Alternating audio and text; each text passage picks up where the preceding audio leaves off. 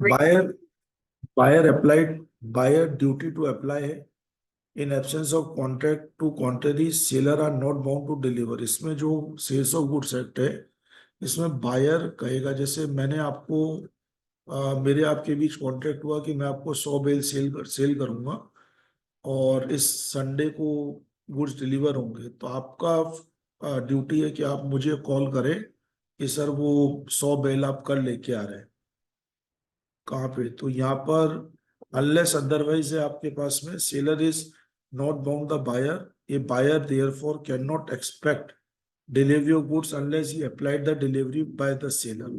ठीक है ना। अब प्लेस ऑफ डिलीवरी क्या होगा? देखो, पहली बात तो प्लेस ऑफ डिलीवरी जो होता है वो बायर और सेलर आपस में मिलकर तय कर सकते हैं। ये सारे प्रोविजंस तब हैं जब आपस में वो डिसाइड नहीं होता। ठीक है ना। सेल का कॉन्ट्रैक्ट है तो goods sold are to be delivered at the place when they are at the time of sale. यदि मैंने आपको 100 बेल सेल किया है और 100 बेल मेरी इसी दुकान में अवेलेबल है, तब तो अभी हो जाएगा। यदि वो 100 बेल मेरे गोडाउन में रखेंगे तो वहां से आपको लेना है। अब आपने कहा भाई साहब मैं तो गोडाउन नहीं जाता, मुझे तो यही मंगा के दो, तो फिर मुझे यहाँ पे भी वो एक्सेप्ट अदरवाइज एग्रीड में आ गया। ठीक है ना। नहीं तो अदरवाइज ये इम्प्लाइड होता है कि आपको डिलीवरी वहीं से लेनी है। हाँ, कल को डिस्प्यूट हो जाए और मैटर कोर्ट में जाएगा और आप कह दो भाई साहब मेरे तो डिलीवरी वहां से नहीं लेनी थी, इंडस्ट्रियल एरिया से, तो आप बाउंड हो इंडस्ट्रियल एरिया से डिलीवरी लेने के लिए। एग्रीमेंट ऑफ सेल के अंदर, एग्रीमेंट ऑफ सेल के टाइम जहां गुड्स था वहीं से आपका गुड्स डिलीवर होगा। ठीक है ना। ये सब मैं अगेन कह रहा हूँ, ऐसा प्रैक्टिकल लाइफ में होता नहीं है। प्रैक्टिकल लाइफ में हम कह देते हैं भाई साहब मैं थोड़ी जाऊंगा, आप मंगा के दो। अब आपने कहा भाई साहब मैं तो नहीं मंगाता, आपको वहीं से लेनी पड़ेगी, तो फिर आप ये देखो कि अब मजबूरी किसकी है। बायर की है, तब तो बायर कह देगा अब सेलर को बेचना ही है, बाजार में और 10 दुकानदार हैं, पड़ोसी के पास में पड़ा हुआ है, मैं कह दूंगा नहीं मैडम रुक जाओ मैं मंगा के देता हूँ। ठीक है ना। इसलिए लॉ ये कह रहा है, ठीक है, if goods are not in existence at the time जहां पर गुड्स मैन्युफैक्चर या प्रोड्यूस होगा। हाँ, फर्नीचर वगैरह हो गया। टाइम ऑफ डिलीवरी क्या होगा? Time of delivery, but no time for sending, the time is fix, send is within a reasonable time. मतलब कितने टाइम में मैं आपको डिलीवर करूंगा भाई। आप मेरे को अभी ऑर्डर दिए हैं, ठीक है, गुड्स पड़ा हुआ है मेरा इंडस्ट्रियल एरिया में, आपने कहा 100 बेल, आप भी दुकानदार हो, आपने मुझे कॉल किया, तो ये थोड़ी है मैं 2 महीने बाद में आपको डिलीवर करूंगा। भाई रीजनेबल टाइम 1-2 दिन का भी काम नहीं है भाई, वो डिपेंड करेगा वो डिपेंड करेगा रीजनेबल टाइम, कंडीशंस पे डिपेंड करेगा। Delivery of goods in position of third party, where goods are at the time of sale position to the third party, there is no delivery by seller to buyer unless and until third party acknowledge to buyer he hold the goods on his behalf। क्या मतलब समझे इसका? यहाँ पर symbolic delivery हो रहा है तब तो कोई प्रॉब्लम नहीं है, और सिंबॉलिक डिलीवरी नहीं हो रहा, कंस्ट्रक्टिव डिलीवरी है, तो थर्ड पार्टी रिकॉग्नाइज करे तभी जाके डिलीवरी ऑफ गुड्स माना जाएगा। ठीक है ना। मैंने आपको कह दिया कि वो आप वेयर हाउस पे जाके मेरा नाम ले लेना और कि अरुण सर ने गुड्स मुझे बेच दिया। अब आप गए वेयर हाउस पर और कल ना उसने मना कर दिया, अभी डिलीवरी ऑफ गुड्स नहीं हुआ है क्योंकि गुड्स थर्ड पार्टी के पास रखा हुआ है। मैंने आपको कोई डॉक्यूमेंट ऑफ टाइटल तो दिया नहीं, केवल मैंने आपको क्या बोला, वो वेयर हाउस है इंडस्ट्रियल एरिया में, वहां जाके मेरा नाम ले लेना। और सपोज करो उस दौरान वहां से गुड्स चोरी हो गया, वेयर हाउस में आग लग गई, तो क्या मैटर यह है कि क्या आपको गुड्स डिलीवर हो गया? तो जवाब है नहीं हुआ। ठीक है ना। एक्सपेंसेस ऑफ डिलीवरी किसका होगा? तो एक्सप्रेस सेलर का होगा, सीधा सा बात है। अब डिलीवरी ऑफ रॉन्ग क्वांटिटी है, अब यहाँ से 3 मैटर्स हैं। डिलीवरी ऑफ रॉन्ग क्वांटिटी एक आता है, डिलीवरी ऑफ लॉन्ग क्वांटिटी में 3 केस आते हैं, कम ज्यादा और मिक्स्ड क्वांटिटी। फिर एक आता है instalment deliveries, delivery to carrier and deterioration during transit. हाँ मैंने बताया था ना। हाँ नहीं नहीं नहीं नहीं नहीं, वो हायर परचेज है, ये इंस्टॉलमेंट डिलीवरीज है।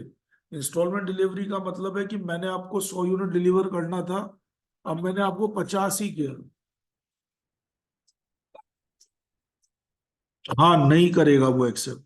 हाँ, एक हायर परचेज एग्रीमेंट अलग चीज होती है। हाँ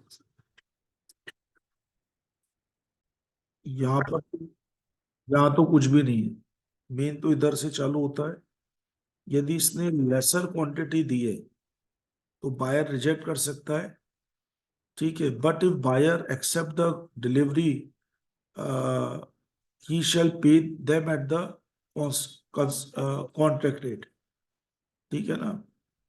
मतलब ये है कि भाई लेस क्वांटिटी है तो भी उसे पे वही करना जो कॉन्ट्रैक्ट रेट में। ज्यादा डिलीवरी मिल गई है तो रिजेक्ट द होल लिख रखा है, मिल गया क्या, रिजेक्ट द होल कर देगा। And buyer accept the whole of goods so delivered he may pay them for at the contract rate. यदि वो सारा का सारा गुड्स ही एक्सेप्ट कर लेता है तो वो उतना ले सकता है।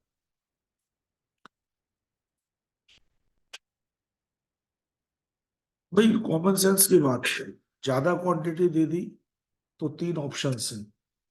एक ऑप्शन है कि वो उतनी क्वांटिटी रख ले जितनी चाहिए, the buyer may accept the goods included in contract and reject rest of them, rest whole of them.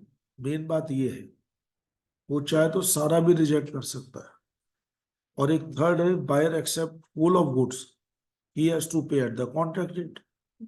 बोलो ठीक है। 3 ऑप्शन हो गए ना, क्या क्या हुए 3 ऑप्शन।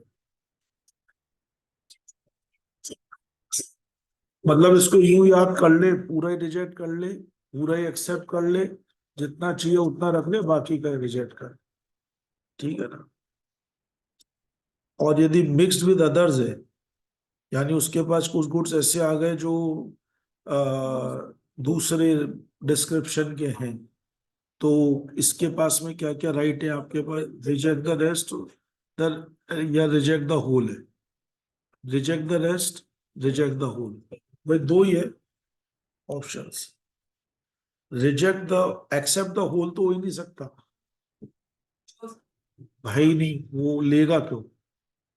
इंस्टॉलमेंट डिलीवरी है, unless otherwise agreed the buyer of the goods are not bound to accept delivery in instalment. अब यह बात हमारी इंस्टॉलमेंट में देने की हुई नहीं थी। हमारी बात ये हुई थी कि मैंने आपको 100 यूनिट देना है, और जब आप लेने आए तो मैंने कहा अभी तो 50 ही है, 50 ले जाओ। 50 में आपको संडे को दे दूंगा या मंडे को दे दूंगा, तो आप पूरा रिजेक्ट कर सकते हैं, ठीक है ना। लेकिन एक बात ध्यान रखना कि यदि आपने मुझसे 100 यूनिट खरीदी है, ये एग्जाम में केस लॉ भी आया था, और उसमें से आपने मुझसे बाद में रिक्वेस्ट किया, बहुत ढंग से सुनना, आपने मुझसे 100 यूनिट खरीदी है, बात हुई थी आज सैटरडे को आप मुझसे डिलीवरी ले लें। आपने डिलीवरी लेने की बात बोली, आप डिलीवरी लेने आई, आपका कॉल आया सर मैं आज 100 नहीं लूंगी, मैं 50 ही लूंगी, बाकी 50 मैं कल लूंगी या मंडे को डिलीवरी लूंगी। तो इस दौरान वो गुड्स पीछे से चोरी हो गए या डिस्ट्रक्ट हो गए, तो नुकसान किसका, बायर का या सेलर का। मैटर यहाँ पर यह है कि गुड्स स्पेसिफिक थे, डिलीवरेबल स्टेट में थे, तो ओनरशिप ट्रांसफर हो चुकी थी, पोजीशन ऑफ मतलब I mean property in goods transfer हो गया, ओनरशिप ट्रांसफर हो गई। अब बायर यदि किसके कहने से डिले हो रहा है, बायर वो वाली लाइन, डिफॉल्ट वाली लाइन, वो वाली लाइन आपको लिखनी, ठीक है। तो वो चीज है, डिलीवरी टू द कैरियर होता है। तो मैंने आपको बताया था ये बात, लास्ट क्लास में मैंने बोली थी कि कैरियर को यदि आपने डिलीवरी किया है और आपने कोई अपना राइट रिजर्व नहीं किया है, तो ऐसी पोजीशन में वो बायर को डिलीवर मान लिया जाएगा। हाँ, कैरियर मतलब ट्रांसपोर्ट। हाँ, अब ये राइट टू रिजर्व क्या था?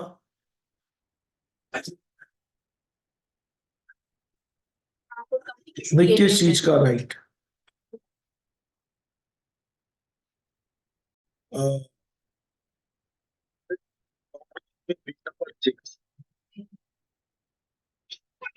Transfer of property when right of disposal is reserve. Right of disposal is reserve का मतलब है आपके पास में कि स्पेसिफिक गुड्स हैं,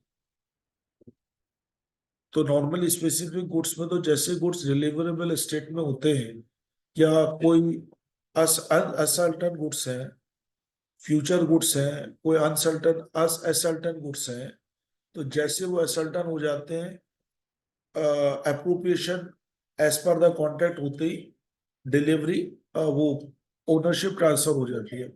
लेकिन यदि आपने राइट ऑफ डिस्पोजल अपने पास रखा है, राइट ऑफ डिस्पोजल का मतलब क्या था? कोई कंडीशन आपने लगा दी, जैसे बिल ऑफ एक्सचेंज का एक्सेप्टेंस है, या मैंने कैरियर को बोला कि भैया मेरे से पूछ के डिलीवर करना, या जब वो पैसा दे दे तब डिलीवर करना, या वो चेक साइन कर दे तब डिलीवर करना, बिल ऑफ एक्सचेंज साइन कर दे तब डिलीवर करना, तो ये सब चीजें कहलाती है राइट ऑफ डिस्पोजल।